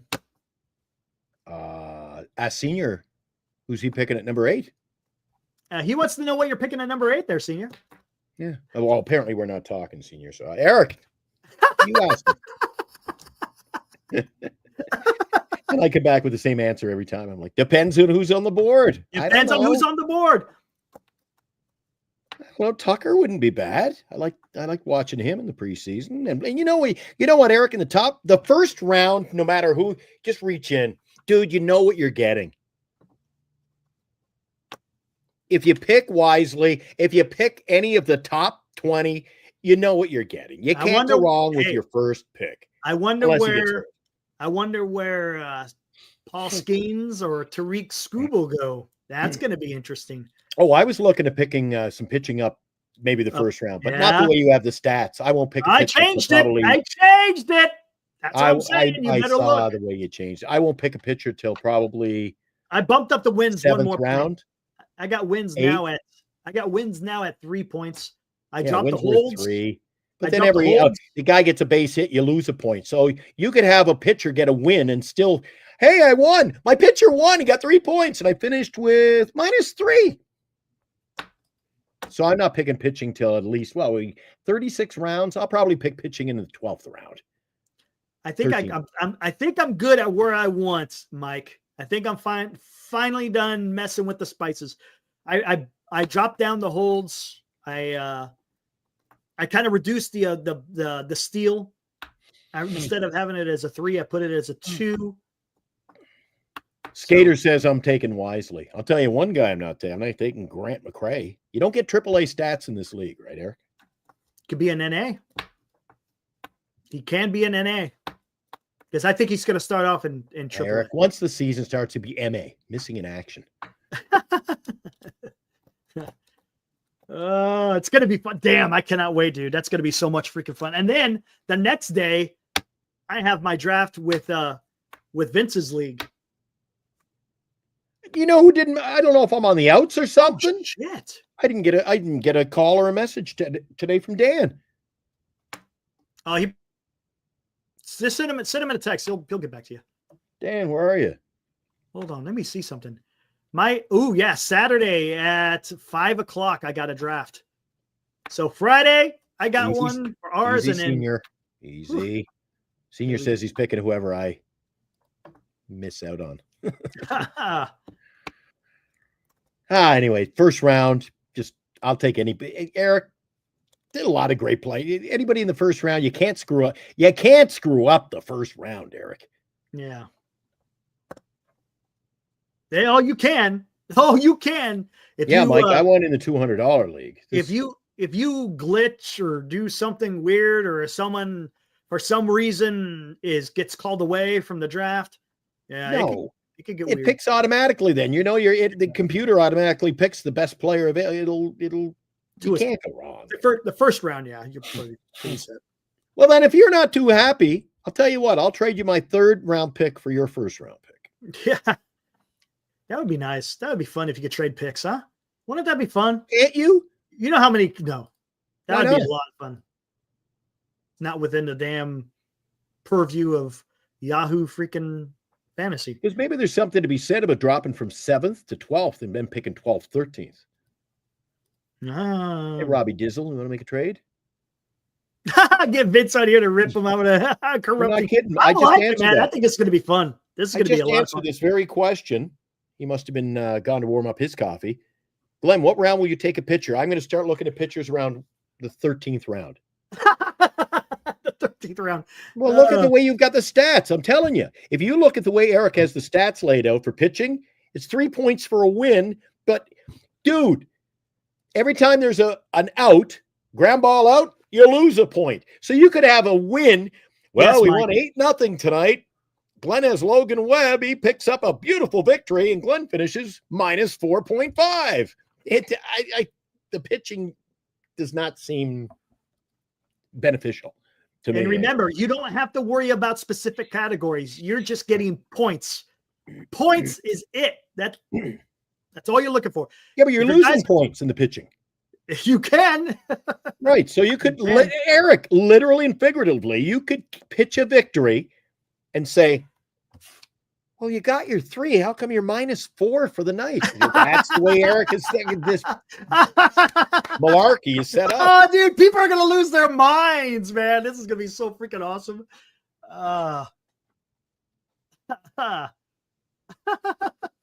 Yeah. Oh, shit. Mike, why are you allowing Eric to do this? Because I don't give a fiddler's crap. Here, I said, here, you just do it. Oh, and Mike, man. Mike, it's a $50 league, right? It's 50. So it's all about. So Eric wants to run like a $500 league in this $50 league. Oh, I'm gonna make. Oh yeah. How many categories you got, Eric? How many scoring categories you got? Like 13 per. 28? We got, we got 26 altogether. There you go. There you go. So it's like throwing a dart at the board. No roto here. It's points, baby. Is that what Points! Dan's running? Is that what you call Dan's? Dan's going to be roto. It's going to be like it was last year. I've never done the roto. You know, the only kind I've done. Yeah, roto was last year. Roto was last year. The only kind of draft I've ever been. I've been in about 12 baseball drafts going back 20 some years. The only kind I've had is where this week, like our football one, it'd say you're playing Eric Romo this week, and our stats it's head-to-head. get a win. So You did head-to-head. You get wins and losses. Head I like head-to-head leagues because then you can have a bad day, still come back and win the week, or you can have a bad week and still come back and win the year, or you can just suck like I do in every other league. You know, I'm telling you guys, it's going to be fun. I can't wait. It's not too late to change it. What do you think, Senior? Senior was kind of critical, I believe. What do you think? Is he? He wants it up a lot. Is he cleaned it up, or are we still? Senior wants roto as well. He wants roto. I think roto is. It's too late now. It's too late now. I've done some homework. You can't. And that's something else, guys. Unlike last year was a crap show. Actually, let me tell you, it was a shit show. We started the season, and we're like 2 weeks in, and then Dan's like, I've decided to change the scoring. I'm like, you can't be making change after the first pitch. You can't. Everyone else in the world besides Eric and Vince run it roto. Hey, man, I'm doing it's full throttle. That's right, man. Look, this is going to be fun. Honestly, I think Vince might be onto something here. This is going to be Bernice fun. was worried about you. Bernice looked at the stats and she goes, how is he ever going to do up the stats for that? Like that in that league? I go, the computer does it. No. She goes, computer does it. Eric's borrowing Farhan's Tandy. No. Those little hats. Oh, I got the little brims. Yeah. You look like a banker in the back room. See, this is the beauty of this, because everyone is used to roto. No one has ever done, it seems to have done points. So everybody's going to be on the same page, so to speak. Yeah. If it works well, hey, we'll do it again next year. If it doesn't, well, maybe we'll go back to roto. And the one blessing, well, geez, we just hope we have a channel in another year. The blessing. Yes, Anthony. The blessing is, Mike, there's unlimited moves because Mike, you and I used up about 80 moves in the first 25 days of the year. Look at that. You ran out of moves about a week before I did. And that's when I was having fun. And then you still got Fab, though. You still got Eric, Fab. It's the middle of May, and I was like, I'm waiting for next year. I couldn't make any moves. How about this? I got the Fab at 500. You guys like the Fab at 500, or do you think that needs to be adjusted? What's the Fab? Remember, you got to bid on players, so you got to compete with other guys. What do you mean you got to bid on players? Say you want to go. Say there's someone in that you want to put on your team, and you got to bid for him during the waiver. Okay. No. And you bid for him, but you got to put in a price. If I'm in last place. I got 86 points and you got 1,200. Then you get the last pick in that. Nope. waiver. That's not with Fab. With Fab, it's over whoever Whoever bids the highest. Holy crap. Who's going to do Whoever it? bids Eric, the highest. the waiver wire is going to be open every day, though, isn't it? You're not doing a waiver once a week. No, it's not. Yeah, it's every damn day with freaking baseball. It's different than it is with football. Wait a second. So you can't say there's unlimited roster moves and then put a cap on it. That's exactly what it is. and that's stupid. So you come up with no, you're just because putting too much, like Eric. I tell you what, the fab. Well, see, with the no fab, then you're going to run into the whoever sucks. I'm going to read the fine. I got the fine print here. Look, I got the fine print. I printed it out today. And Eric's probably got, if your left-handed pitcher throws on a Sunday night, you get 2 extra points. If a righty pitches on Saturday and wins in a rain-delayed game, it's a bonus 5. You got stuff. I can't keep track of it. You know what?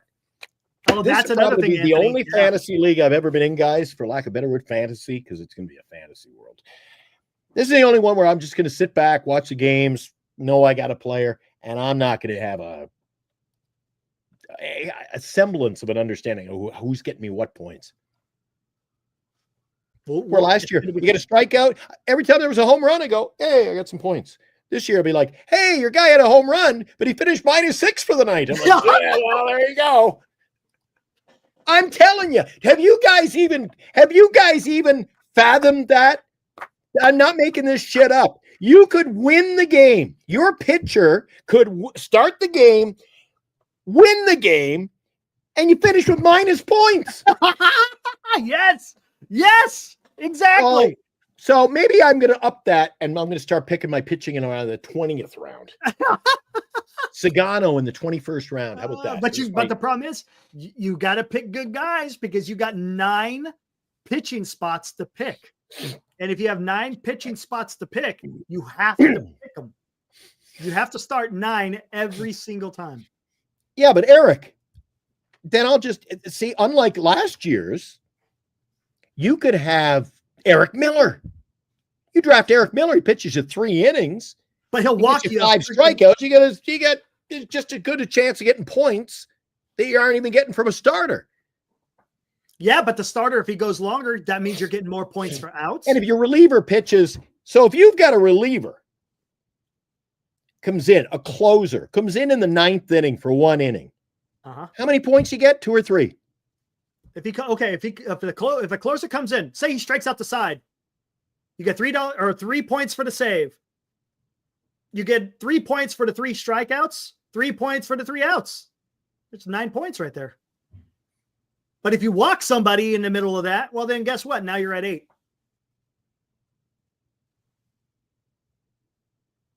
If you give up a home run, if your closer gives up a home run, do you lose 1 or do you lose? If he was to give up a home run, he loses 1.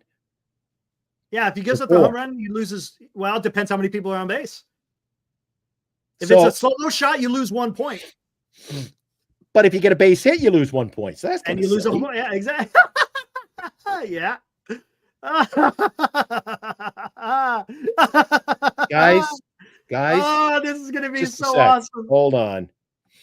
Guys, it's his first time doing this. So you got to kind of, you know what? Just cut him a little slack. All right, Eric. Just saying some good things about you there, buddy. Dude, this is going to be so much fun, dude. And I'm not trading with Dilly. Dilly, I'll trade with Mike. It's literally blindfolded. It's not blindfolded throwing darts. It really is. No, it's not. I agree. Who said that? Senior. If your guys are doing what they're supposed to be doing, you'll be fine. If they don't, then guess what? You get penalized. And then don't you lose points if you hit into a double play? You lose 2 points? Yep, you lose 2. So you could have a guy who hits a grand freaking slam and you finish with like 2 points at the end of the night. If he goes like 1 for 5 with a slam, you're going to lose. And he hits into 4 double plays. You're screwed. How do you get ahead in this league, Eric? This one is circumstantial. A lot of double plays. Don't draft someone who hits into double plays. This is like sprinkling catnip on it for a statistician, man. This is a statistician's dream. This Trying is to going to be figure this hilarious. out. This is going to be awesome. Speaking of catnip, I haven't seen little Wilmer Flores around lately.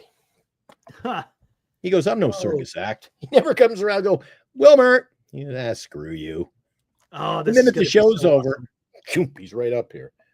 This is going to be so much. This is going to be so much fun, man. And Everybody ain't going to have no idea what the hell's going on. Eric, you guys in the chat, just See, don't because here's lose the thing. yourselves for a In second. I gotta Roto, you show don't Eric get penalized, right?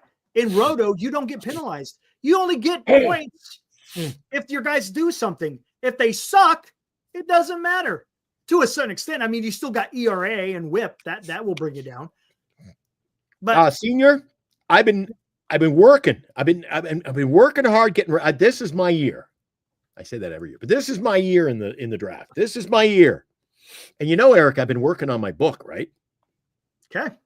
My fantasy league, how to win fantasy league baseball. It's Have you called ever done? The Fantasy Expert. I was so engulfed in that book, and I read it already. I said, I've learned so much. I went out. AP's promos trumpeted that everything else is just fluff. Gary wrote me. I went and bought the audiobook. Oh dear God! So now I put on the headphone. You're vacuuming the house. You go to get the mail. Get the headphones on. Dude, I am living. I'm in chapter 15. I've already listened to it once already. I listened to it on the weekend. I'm on chapter 15. So I could get another 2 or 3 listens in. I'm all set to go. Have you ever done fantasy hockey? That's one thing I would be totally clueless in. Fantasy hockey? I won the last fantasy hockey league I was in. They wouldn't let me play no more. Yeah, I would absolutely have no clue. Oh, by the way, you talked me into it. I am thoroughly enjoy. Guys, got to check. We give you some pointers here on, movies to watch. How about this one? I bought the audiobook. I'm telling you, man. And you know what's good about the audiobook? Whoever did the research, all the living players, they actually interviewed them. They interviewed him. That's how it was. Done like I did my university thesis paper, and I blew away my professor. So instead of typing up a paper, Eric, I gave them, at that time, it was a CD, right? MP3 CD. So it was like giving them a Fire Stick. They said, Where's your paper? I go, I narrated it. Oh, so interesting. After 2 innings of play, Eric Romo said he was very concerned. Well, I was concerned about that's what it is on this audiobook. These guys relive their stories where the guy narrates, like intros each part of it. And then in 1926, when I came up, and it's great. I don't know who they got for the cast, but yeah. And the storylines, dude, I was texting Eric the other night and I'm like, dude, you got it. And you're like, I've already read it. Yeah. The guy goes to the New York Mets and he knew the manager was superstitious back in what was it? Like the 20s. We're talking, we're in the like turn of the century, right? He says, hey, Dad, I'm going to go to New York because the manager's superstitious. He shows up and goes, yeah, I went to whatever you call it. What do you call it? Crystal ball lady. I went to a soothsayer. Psychic? I don't know. I went and the fortune teller. Fortune teller. Fortune teller said, if you pitch for the New York Mets, they will win the World Series. So the manager says, get him a uniform. Yeah. He traveled. He did everything. Yeah. Then they wouldn't let him pitch till the very last game of the regular season. They put him in. He pitched to a batter.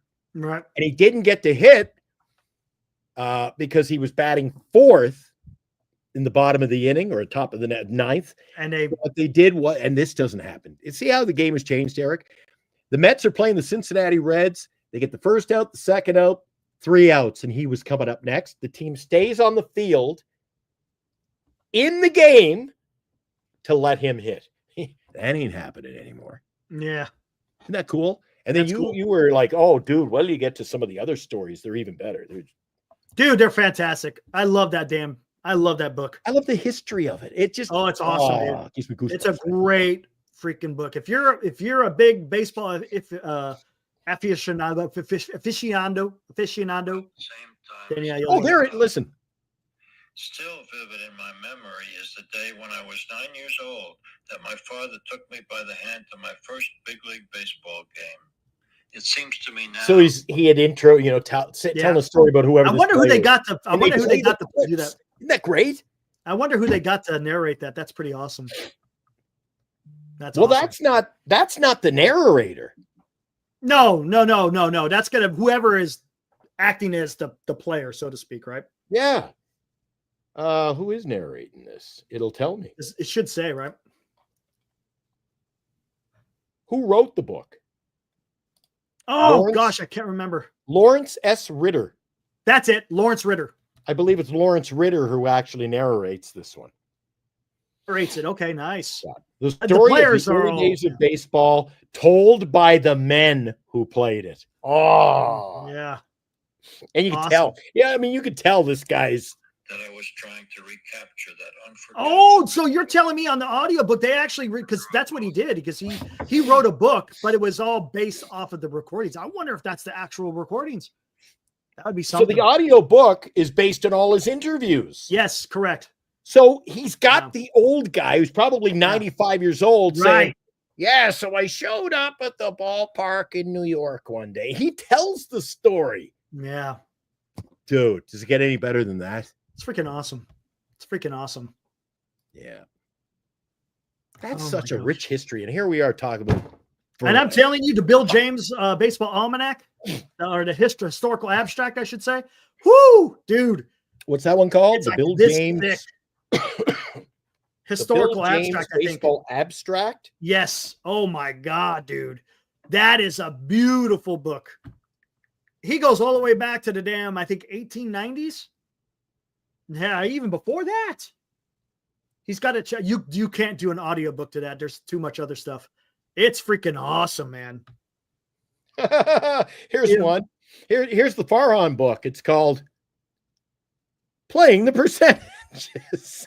I know that one. I know Oh, that book. Do you? Yeah, I know that book. I thought of That Farhan. that is the yes. I That's- looked up on eBay that other book you were talking about. That's the one, the baseball abstract. Yeah, that's Bill James. I think I sent it to you. like 1,800 pages. Yes. It's thick, dude. You could bench press that thing. You can what? Yeah, I know. That's where I was going. You could bench press that thing. I ain't as good as I once was, but I was good as I ever was. Man, you like it. 5 times. Well, And they got to be full.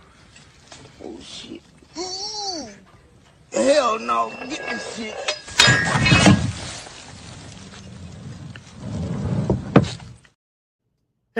Oh, man.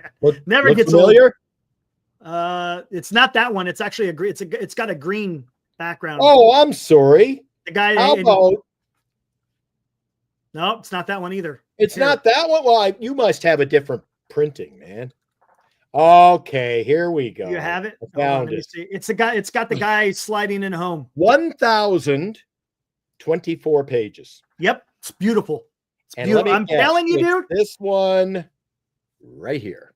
Yep, that's the one. As a matter of fact, I got it here. Hold on. You have a copy? Oh my Hell god! yeah. Between Eric and I, it's baseball history in the making, man. And you guys, we've tried to kind of get you on board, but you got to go out and check some of the baseball movies, the Ken Burns series that we've talked about Yeah, so often. You this thing's gotta been- check. Okay, show us the spine. There you go. Flip her open. This thing is. You read it? Oh, it looks well read too. Oh, it's you ain't gonna be able to. Is it stats or do you read it? Oh, it's a whole look at bunch of that. stuff, man. Hold on, let me bring it this way more. As you can see, there's a whole bunch. Look at this. Uniforms of the 1950s. Major League All-Star team from 1980 to 1980. I mean, there's so many stats, and what he does is he'll break down. Here, hold on. For example, let me get to the. I've got damn- one that's exactly that size, Eric. About that, dude. thickness It's of so book. freaking awesome, dude. I have one that's that depth It's all about the San Francisco Giants. What's up, 49er Media? What's up, man? Love What's reading going about on? baseball. Love listening to these audiobooks. Love the Ken. I might even get into the Ken Burns tonight, Eric. There you go. Well, here you go. Here's the table of Feeling contents. it tonight. Tell me what's up there, 49er Media. Let's see if I can get it. There we go. You see how it's got it broken down? Yeah. Part one, the game. 1870s. The 70s, 80s, all the way up until the 1990s. And then he breaks down each position with his own version of stats. Oh, rough days of the 49. There we go. The players, catchers, first base, second base, boom, boom, boom. And then Nice. it goes into, gosh dang it. I'm going the wrong way. It goes at the very end. Oh, where is it? Yeah, that's the players. Okay. And then he does like a top 100, I thought. Yeah, and I think, yeah, is that the reference? I thought he did like a top 100, but it's awesome, dude. Love this book. I try to read it every so often. It's been a while since I've read it. I like these audiobooks. I don't know why. I find reading it is great. When I hear it, I seem to absorb it more. When you hear the story, you hear the book, I just seem to exist. You know, Eric, you're going to know where I'm going with this. Baseball season is just a few weeks away. We got the draft Friday. Eric, usually we have to wait till the fall for Thanksgiving. Mm-hmm. Right? You know, everybody, the farmers have all brought in their wheat. And you celebrate Thanksgiving. Here we are, Eric, in the spring each year. Especially, this will be our first opening day together on Giant Sports Talk Live. Yep. And here it is, Eric, springtime. And you and I get to, we've really reaped the rewards of this show and a harvest we didn't even know that we'd get. A harvest of friends. A harvest of friends. You never knew, right? Until you face Liam. Once you face Liam, then everything goes to hell. That episode. Speaking of that, hey Liam, where you at? You out there, man? Our buddy from England. You know why? Because he's back in school. He's back in school. That's probably why. Yeah. He's What's probably up, watching Liam? I hope you're out there, buddy. Probably watching the Australian rules football review shows. Yeah. It's Monday. Well, it's Tuesday over there. So Tuesday they do this was the opening weekend of the Australian Rules Football League. And my team, Eric, just throwing it out there. This is the kind of life I live, buddy. How do you think my team did in the Australian Rules League? How'd you do? It's funny you should ask, Eric. Let's check the scoreboard. Because they were supposed to be one of the top teams in the league this year. Liam? There you go, Mark. Spot on, my friend. It wasn't pretty. Alex Renteria and for God, it was so ugly. They're not even showing us the scoreboard. Yikes. Oh, here it is. So my team is the Collingwood Magpies, Eric. I've got part of the Magpie logo on my arm. Yikes. The Giants Look beat who them. beat them. Hey, the Giants. Look who beat them. Uh-oh. The Great Western Sydney Giants beat my Magpies 100, doubled the score 104-52. God, that's an ass whooping, man. Oh, it was ugly. Damn. It was freaking ugly, man. I stayed up. The game didn't start till like 3 a.m. I was over in the radio studio anyway, so I'm like, oh, this will be a fun night. Oh, I was throwing things at the TV. Oh, my gosh. Best sport in the world, Eric. If you like physical, violent sport. That's it, huh? It's the only sport in the world I've seen where the game continues and they back the ambulance up and they carry the player off and the game still go. Right? There's no timeouts or nothing, right? It just goes, right? Something like that? Yeah, the only timeout is a stoppage to advance the ball. It's just a great sport. Wow, cool. Such a better sport than like rugby. They stop, they start. Oh, God, I hate it. Australian rules wide open. Is it? I love it. Love Interesting. it. Yeah. It's my I don't know anything sport. about them. Favorite sport of all sports. I don't even know. Don't even know about the whether I know nothing about either of them. Not going to even go down that. Yeah. Oh my gosh. Oh yeah. He was talking about 49ers. I know what he's talking about now, I think.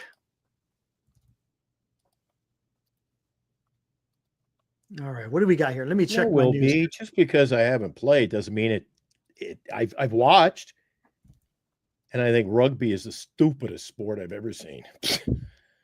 Have you ever watched rugby, Eric? Never. I know about it. I've never watched it, so I have no idea. It's like football on a tiny field. Oh, let's stop and huddle. Let's stop and huddle. Like, Jesus Christ. Yeah. It's like football. NFL football. I like watching NFL. And my God, Eric. Not a lot of breaks. 3 minutes left. The game's over. God. Yeah. Or you ever watch football, Eric? Your wife asks you, how much time left in the game? 2 minutes. And an hour later, she's like, hour later, it's finished yet? Yeah. Jeez, no. Yeah. A couple of timeouts in there and a couple of commercial breaks. Yeah. Anyway. Well, I think we found a good stopping point here, man. All right. See you tomorrow night, Eric. Talk to you tomorrow night, 8 o'clock. Yeah. How about we do, maybe we'll do those memories. Maybe we'll do that tomorrow. Unless something big breaks, who knows? But yeah. Maybe we'll Speaking of memories, why don't you take us on? We haven't done this for a while. Why don't you take us out of here with some memories of our own? The legendary Willie Mays. Until we see you tomorrow night at 8 o'clock. Sounds great. Guys, be good out there, and we will see you tomorrow night. One more day closer to the draft. Let's get out of here, guys. Let the shenanigans begin. See you guys tomorrow night, man. Woo!